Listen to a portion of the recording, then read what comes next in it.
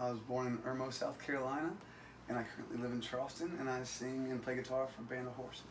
All right. How did you get started?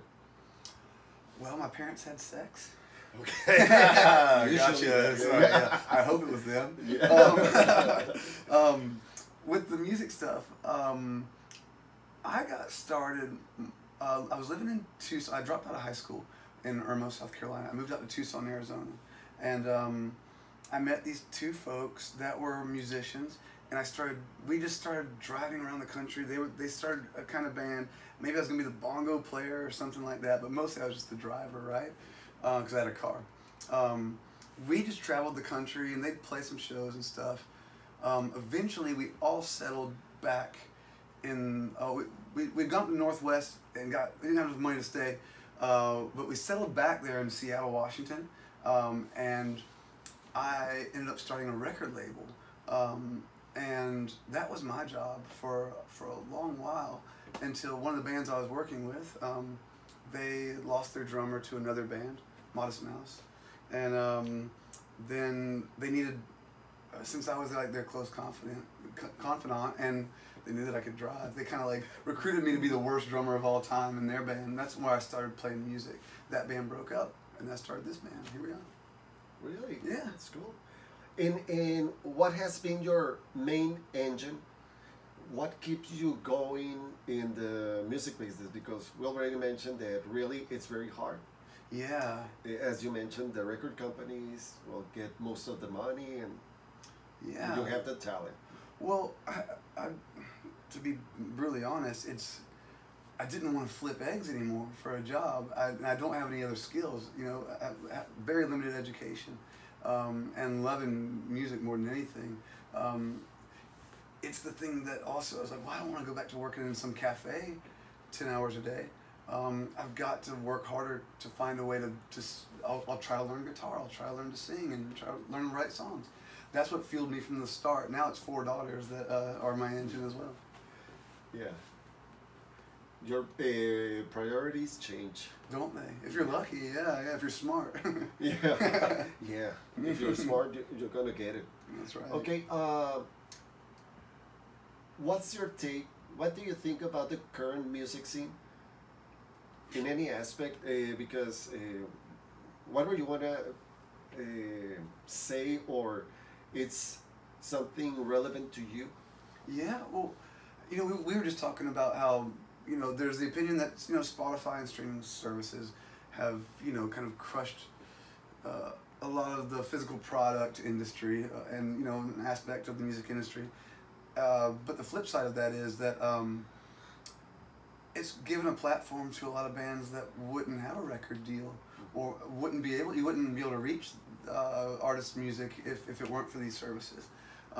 So there is some good health, I think, in that, that we're, I don't know, it's obviously a broader musical landscape, because with the internet, you know, even when MySpace and that stuff started, it was like, oh, you can find bands all over the place and listen to their songs. You don't have to, you know, have, you know, your local record store special order this thing from, you know, New Zealand or, you know, Kenya. Like, you can find this stuff. So I think there's so many bands, there's so many artists that have exposure now where they wouldn't. So I'd say, you know, we're fat as pigs over here. Okay. Maybe I'll just make sure that, what was that light flickering? I want to make sure it wasn't this thing being too dim. Oh, okay. Sometimes it does that, yeah. Okay, so you already mentioned Spotify. What do you think that it's something important to promote your music?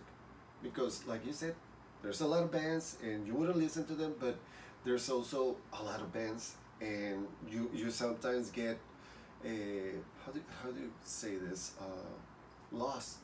Oh, lost in the shuffle. Yes. Yeah.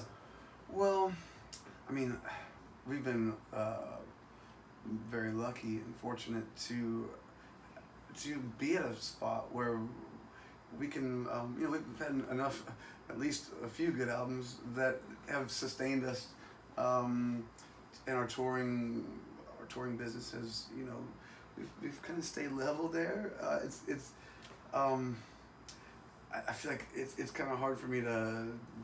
I feel like I'm like too lucky. I don't want to spook the muse or something, but you know, there's for us one really fortunate way that we've succeeded so far has been through television and film, and even you know, we've gotten the odd car commercial or something like that, and that's any way that you can find a way to get your music in people's ears, especially when radio, you know, at least, you know, pop radio and commercial radio in the States, we've run out of a lot of options, you know, in the indie rock kind of category stuff, or underground kind of music. So those things have really helped provide a new platform, at least to expose people to our stuff. Okay. So, well, you've been touring for quite a while now. Yeah.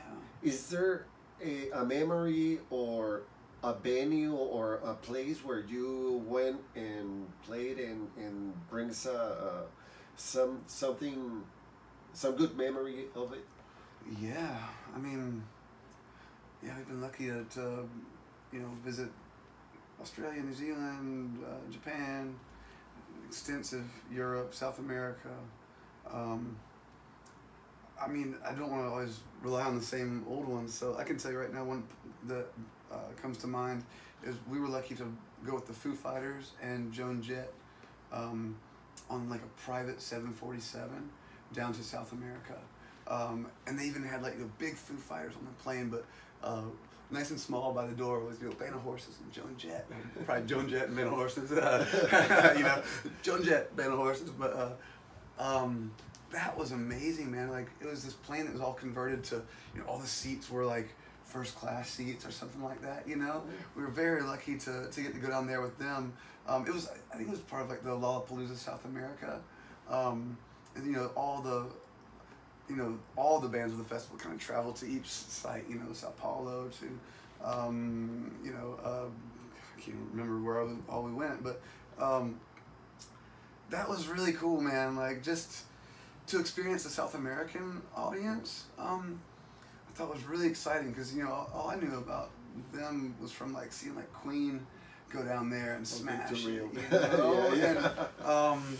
And it was as advertised. Like, they were just rabid and hungry music fans that just, those moments when you can, whether it's a small town, you know, here in the States, or a big city of music fans that are starved in another country, those moments are always the most transcendent, because you can really feel, you really feel welcome, and you really feel like they're giving you so much energy that it really makes you rise to their level of excitement and really connect. Cool. I was gonna tell you something about, well, at the end I'm gonna mention something else. Okay, here's a tricky one. If you could choose 3 musicians, or what the artists you want to make a project, to make only one album, who would they be? Living or dead? Oh God. To make this it is easy. Always the toughest. Otis Redding. Okay.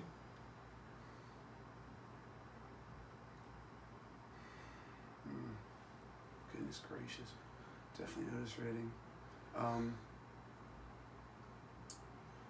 Ron Wood today, and 2 Chainz. 2 Chainz. yeah, cool. That's, as of yesterday, 2 Chainz is all I've been listening to with that new record. So okay. Those it would change, you know, by the hour. I would change it, but today that's where I'm at. Yeah. Cool. So what's the plan for this year? Oh man. What is Band of Horses doing? Well, we've been trying to finish an album for a while now. And we mixed, like, we did an album pretty much, and we mixed it and everything, and then kind of turned out, you know, the suits were like, could probably do a little bit more, you know. We kind of went back. I went back to writing some more songs, and Okay. I got to get them mixed now. But now we have now we have a deeper well to pull from. So we'll just get everything wrapped up, and hopefully get some new music out this year. And we have a European tour. We have some more dates in the States. Other than that, I suppose we'll just be getting ready to push album number 6. Yeah, getting long in the tooth in this business. I know. Which was, oh, I forgot well, I have plenty of things to tell you, but as soon as we're finished. Great. Okay, so if here's another tricky one. Okay. If you could change anything, you have it's not a wish. Well, it's a wish, and you can do something good or whatever you want to do, but not to yourself. Something for somebody else.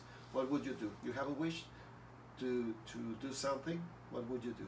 But you cannot, for instance, be taller or be, you know. Yeah. For a greater good. Let's put it that way. Well, another answer that would change by the hour. Today I would choose To play with 2 Chainz. Oh shit! No, I'd say I'd find the tape of Donald Trump being racist or the piss tape or whatever. I'd find those and see if we could take his ass down. Yeah. that would help humanity, I think, quite nicely. Yeah. She's rooting for you. Awesome. Okay, now to end the conversation or the interview, a very small interview. Tell me something nobody knows about you. Oh goodness. I never went to a dentist until I was 35. Really? Ever. But still, yeah, I never went. Cool. Started to go a little bit now, but yeah, I don't like them. No, nobody likes. Yeah. Once you hear the drill, you know there's something wrong and it's not good. No thanks. I'll go back again though, I'm sure. Yeah, me too. I have to go. I'm putting it off, but I need to go. Well, basically that's it. And I want to mention something because